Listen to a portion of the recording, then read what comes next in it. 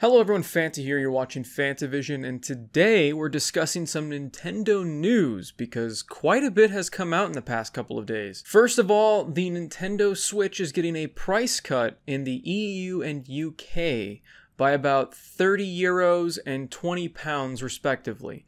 So what does that mean for the United States and other countries? Well, so far we haven't heard anything official about whether or not that these price changes are going to come here or other places, but they have said that the price cut is because of currency exchange as well as the fact that a new system is coming out. Because that Nintendo OLED is coming out, that is one of the main reasons for this price cut. So, because that's coming out everywhere, let's hope that that price cut does as well. Now, of course, the price cut is not much, and honestly, the OLED should not cost more than the regular Switch. It should have just been like a DS Lite. It should have just been a replacement system for the one that's currently out, because it can't cost that much more to produce the OLED system when all of the internals of the Switch are now, what, 4 years old now? I mean, it's ridiculous that it's still going to be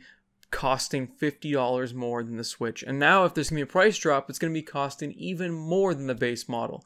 Now, a lot of people were getting their Switch OLEDs priced down to $300 if they pre-ordered it through Walmart and maybe one other place, but I don't think that's going to be the MSRP that we're going to see frequently. I think that must have been some sort of glitch, and it's unfortunate because honestly, I'm going to die on this hill, but the Switch OLED was the stupidest announcement coming out of Nintendo, and one of the most Nintendo-like announcements ever. I mean, everyone was hoping for an upgraded system, including all the different online game journalist places that immediately kissed the toes of Nintendo as soon as the OLED was announced and said, oh, never mind, we don't need an upgraded system, just kidding, we love the fact that this is just an OLED. And then of course the fanboys that come out and just say, oh, well, we can't be too greedy. Bitch, we're paying for it. What do you mean too greedy? I never understand that. Oh, you're being so freaking entitled. No, we're just saying we would like an upgrade and I will pay you for the upgrade.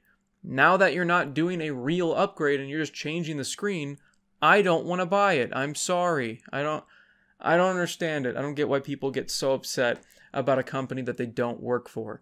If you don't work for Nintendo, don't be a weirdo about it. Speaking of needed improvements, Platinum Games is talking about how they want to port over Starfox Zero. Now, Starfox Zero, if you haven't played it on the Wii U, because only 5 people on the planet had a Wii U, and then 2 of those people had Starfox Zero, honestly, it was a really fun game, but the controls, that game would have been phenomenal if you weren't fighting with the controls the entire freaking game and having to deal with all these stupid gimmicks they packed in for no freaking reason. It was such a, oh my god, there was so much potential in this game. There were so many of these old classic levels that they brought back into the series and remastered, and they looked great. There is so much nostalgia packed in this game, and they even included another game with it. I don't remember the name of it. It's up on the screen. And that was a pretty cool game as well. I mean, it wasn't perfect, but it was something that was just a fun distraction. It was a pretty cool addition. Now, do I think that that game was worth the full price by itself? No. Do I feel like that game was worth $60 when it came out, including that extra game type? Not completely, because it is a really short game, but if they released Star Fox Zero for $40, remastered it, they cut out all the gimmicks, because that's what they're talking about here. And Platinum Games is saying, what we would do is we would dial it back a lot. And they have to say that because that's what it needs. They want to dial it back a lot, get rid of a lot of those gimmicks, and I don't know 100% how I feel about this, but they also want to remove all of the free roaming sections. Now, with those controls that we had before in that Wii U port, yeah, get rid of those freaking sections, because those were the worst sections in the game. Now, if you fix the controls, the free roaming sections might not be that bad, but honestly, I wouldn't be too sad without them. Now, Platinum Games is saying that they want to do this with the blessing of Nintendo, and they want to work with Miyamoto. They want Miyamoto to approve every single change that they want to make to this game, which means this might not ever be made. I'm really hoping it will be though, because honestly, that game deserves like a better treatment than what it got when it first launched. And it deserves more people to play it because it was a really fun game, minus the awful, awful controls. And you know what? If they add in extra features like they did with Pikmin 3, I know they only added co-op, but hey, if you added co-op to Starfox Zero, that's a phenomenal co-op game. That would be so much fun.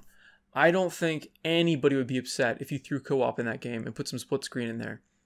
I'm not going to hope for online co-op because Nintendo doesn't know how the internet works, but having couch co-op would be really cool for Star Fox Zero. And bringing back that mode from the 3DS edition of Star Fox 64 would be awesome. I'm not asking for the photos and stuff, but it would be cool to have an online multiplayer battle in Star Fox. I feel like having multiplayer matches in that game would be so much fun. I don't know if you ever had a chance to play Star Fox 64 on the 3DS in the multiplayer mode. I'm sure most of you haven't, but it was a blast. It was seriously so much fun. Even if they put that, I wish they wouldn't put it in couch co-op only, but if they even just made it local play only, it would still be so much fun because, I mean, I had such a blast playing that multiplayer, and I feel like it's missed potential if they don't put that in there. It's just another thing that they've done in the past. It was a ton of fun.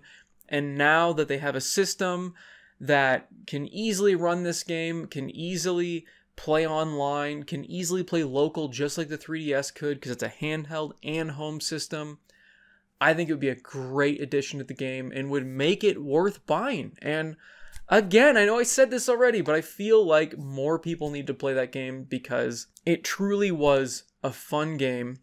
And it will be even more fun and a lot more accessible if they fix those damn controls, because I cannot stress enough just how bad they were. So comment down below what you guys think about the Nintendo Switch price cut and the price of the OLED system, as well as if you want to play Star Fox Zero on the Switch. Let me know if you're interested in that title at all, or if you think it should just die off on the Wii U. Thanks for watching, everybody. Of course, like the video if you guys liked it, subscribe for more content, follow me over on Twitter, and have a fantastic day. See everybody. Now, this does not fit in with the Nintendo theme of this video, but I want to talk about it anyway, and I might talk about it in a future podcast or something, but Cookie Clicker is back. I mean, this is such a funny thing that is becoming a new phenomenon, and I might make a whole video dedicated on this, but I just wanted to quickly touch on the fact that Cookie Clicker is something that I played, oh my god, like close to when it came out, many years ago. And I'm playing it again. I'm playing the browser. I'm probably going to buy the Steam edition just because I've played it for so long over the years. I want to support the developers. Plus, if you go on their website on Cookie Clicker, you can make your own clicker game. They have an entire creation engine on the website you can use for free to make your own idle game. That's awesome. The fact that they're encouraging people to make games and not charging anything for it, and not charging anything for Cookie Clicker either. It's just completely supported by a little ad window in the corner, and then if you want to, you can pay for the Steam version for $5, which is basically just supporting the developers, getting achievements, and getting music from the guy that put music in Minecraft. So I'm probably going to pick it up on Steam just because it's just something that I remember from way back in the day, and it's such a weird game. It makes no sense why it's addictive, but it really does have this crazy ass story going on in the background of an idle game. Like if you pay attention to what's going on in the news feed above, there is a storyline and there is lore to Cookie Clicker. If you don't want to play through that much crap just to, you know, read the lore and see it for yourself, there are YouTube videos about that. I might make my own about Cookie Clicker because I do have a history with it. I spent a lot of time with it, and I have seen the whole story because I've played it for so long in the past. And I'm going to play through it again, and I can't wait to experience the absolute weirdness of it. So, yeah, just wanted to talk about that real quick.